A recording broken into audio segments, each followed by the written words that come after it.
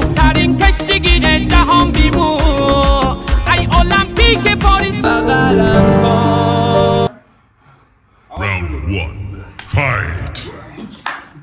خب این بازیکنان شیر مادر نان پدر در حالات دو نفری که هرچی خوردن نریدن.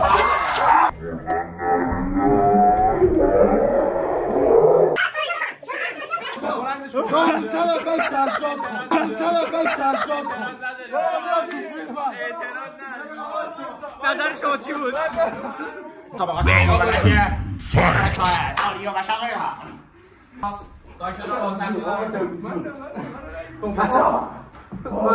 بغلم کن.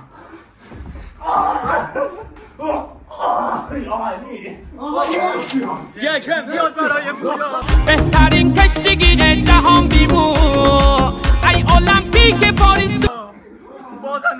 زهیار من حریفم هیچی نیست. دست شکسته دلم نمیره. من با همین دست شکسته میزنمش. وایسا اون زنا که میان وسط.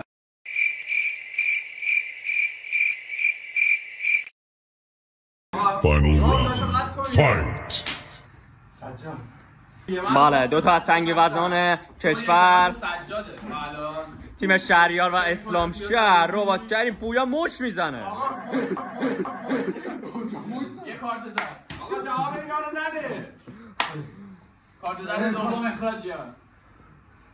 هوادار منشوریه یا مش بزن نه یه پاش با کله خوردم زمین. پویا شکست میخوره. لیس خوردم.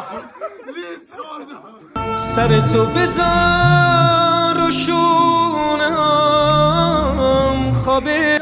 خوشحال در اونجا سی داری شکست خوردی. یارم حریفم خیلی یارت یا حریفت؟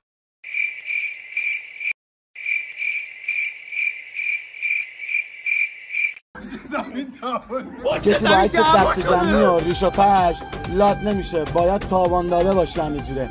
بله دو تا بلند اینا رو